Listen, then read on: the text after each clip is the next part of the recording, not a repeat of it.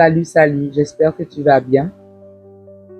Alors que nous sommes actuellement ici, là où je suis en vacances, j'aimerais partager avec toi un passage dans 2 Samuel 11, verset 2, que je lirai dans la version Bible Vie Nouvelle. Il s'agit d'un langage accessible à tous et qui fluidifie la compréhension des Écritures. Il est dit dans 2 Samuel 11, verset 2, « Un soir, David se leva de son lit. Comme il se promenait sur le toit du palais royal, il aperçut de là une femme qui se baignait et qui était très belle. David fit demander qui était cette femme et on lui dit, « N'est-ce pas là Bathsheba, fille d'Eliam et femme d'Uri le Hittite ?» David envoya alors des messagers la chercher. Elle vint vers lui et il coucha avec elle alors qu'elle venait de se purifier après ses règles. Puis elle retourna chez elle. Cette femme tomba enceinte et elle fit dire à David, « Je suis enceinte. » Alors, spoiler alerte, si tu ne connais pas la suite, je t'invite à lire, mais je vais t'en faire quand même un bref résumé. Il va se passer que David va chercher à cacher sa faute. D'abord en faisant revenir le mari de Bathsheba, Uri, afin qu'il puisse avoir une relation avec sa femme, en sachant que Uri était sur le front au combat. Donc effectivement, il le fait partir du combat, le fait venir auprès de sa femme, de manière à ce qu'il puisse avoir une relation avec sa femme. Ainsi, la grossesse avec David ne serait pas mise à jour. Mais Uri, soldat zélé, refuse, alors que ses camarades sont sur le front, de pouvoir profiter de la permission que David lui donne d'aller voir sa femme.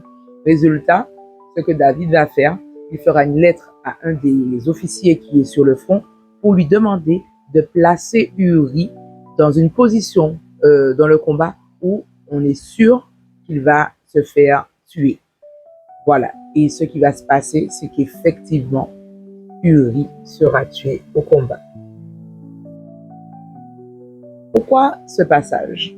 À l'aube des vacances, on peut se dire, on peut se relâcher. En fait, ce qui m'a interpellé, c'est ça en fait. Le fait que David était là tranquillement, au lieu d'être sur le front, il était là en train de se reposer. Et c'est souvent ce que nous faisons quand nous sommes en vacances. Nous nous reposons, nous sommes là tranquillement installés et nous baissons la garde. David est quand même celui, pour si tu ne le connais pas, mais David est celui qui a terrassé un géant se prénommant Goliath. Tu as dû entendre parler de David et Goliath. Donc, tu te dis que David, qui a renversé un géant, a été renversé par une femme parce qu'il n'était pas au combat, parce qu'il n'était pas vigilant, parce qu'il n'était pas sur sa garde. Mon ami, laisse-moi te dire quelque chose.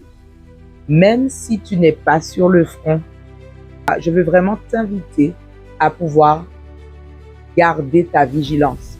Garder ta vigilance, quel que soit le moment où tu es, quel que soit le temps où tu es, que tu sois en vacances, que tu sois en service, que tu sois au boulot, que tu ne le sois pas, garde ta vigilance, garde le cap et tu dois toujours rester sur l'offensive et la défensive en permanence. Parce que le diable, il rôde autour de toi et il cherche le moment favorable pour pouvoir t'atteindre. Et tu peux te dire, oui, ben, je suis là tranquillou, machin. Non, non, non, non. En tout temps, sois sur tes gardes.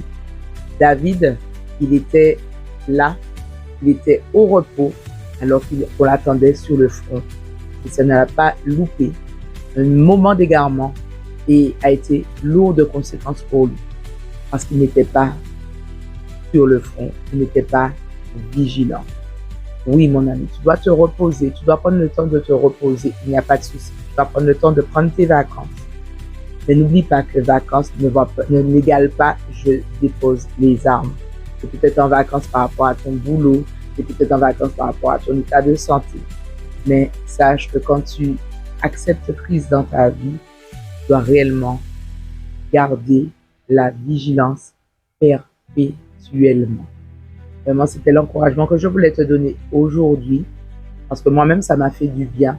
Parce que là, je suis là. Par exemple, je suis à la maison tranquillou, on se dit que ça, bon, je me la coule douce. Non, même si je suis à la maison, je dois rester vigilant, je dois rester sur mes gardes, parce que je sais que le diable ennemi tourne autour et qu'il cherche le moment favorable pour pouvoir m'attaquer. Alors réellement, sois fortifié, sois encouragé et puis surtout, garde ton armure sur toi en permanence parce qu'il est important que tu aies conscience que ton combat, qu'il soit fort ou non, est perpétuel. Voilà, c'était donc mon encouragement pour toi aujourd'hui à travers ce que j'ai reçu en lisant ce texte. J'espère qu'il te fera du bien. C'était NBS, Nest by Holy Spirit, pour vous servir, pour te servir. Shalom sur vos vies les amis. Bye bye.